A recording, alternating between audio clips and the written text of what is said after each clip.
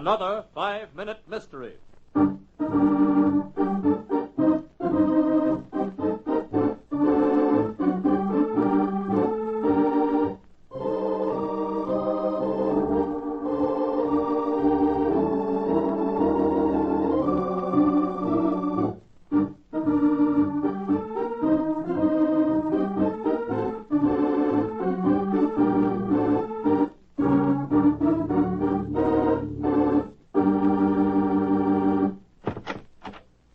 Inspector Keats, back so soon?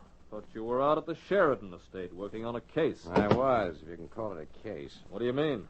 Didn't old man Sheridan get any threatening letters after all? He's decided they're just from some old crank and wants the whole thing dismissed. I thought it was that simple. Somehow those letters are just a little too sinister for a crank. And I don't doubt Sheridan's got enemies aplenty. Yeah, he isn't exactly the nicest guy in town, from what I've heard. I'll get it. Police headquarters, Keats speaking. Mrs. Sheridan? What? Dead? I'll be right out.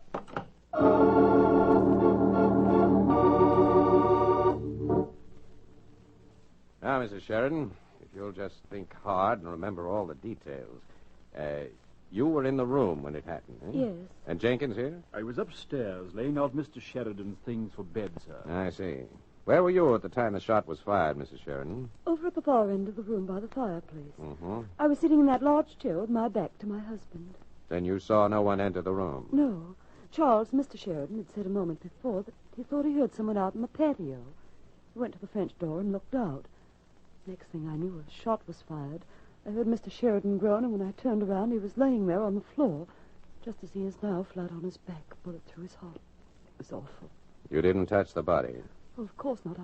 I couldn't. And you, Jenkins? I heard the shot faintly from upstairs, sir. And I ran down immediately, but Mr. Sheridan was already dead. Yes. Just one more thing, Mrs. Sheridan. This bump on the back of the victim's head, is there any way you can explain that? Why, I should think that's simple enough, Inspector. It no doubt occurred from the force of the fall. Oh, yes. Yes, of course. I hadn't thought of that. Inspector Keats, you've got to find out who did this awful thing. I won't stay in this house another minute. You see, just this morning, I got a threatening letter. Now, I'm frightened for my own life. Yes, Mrs. Sheridan, I can see how you would be. The jury is apt to be pretty determined. Jury? I don't understand. Then allow me to make myself clear, Mrs. Sheridan. You're under arrest for the murder of your husband.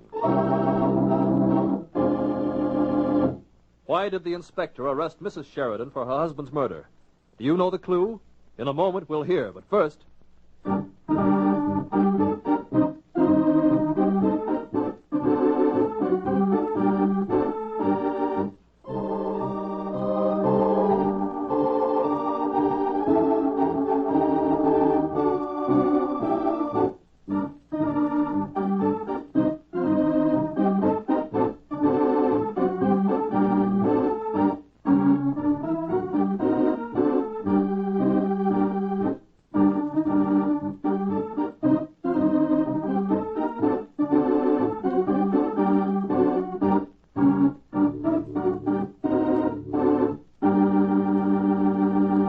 And now, back to our story. Under arrest? You can't arrest me. If you'll pardon my saying so, Mrs. Sheridan, I think I already have. Mr. Sheridan was not shot unexpectedly by any mysterious visitor, and the position of his body is proof enough. It may interest you to know, Mrs. Sheridan, that contrary to any movies you might recall seeing, a person who suddenly dies while standing, whether from bullets or otherwise, invariably falls forward. And Mr. Sheridan is very neatly stretched on his back. And now, Mrs. Sheridan, what about that bump on the back of the victim's head?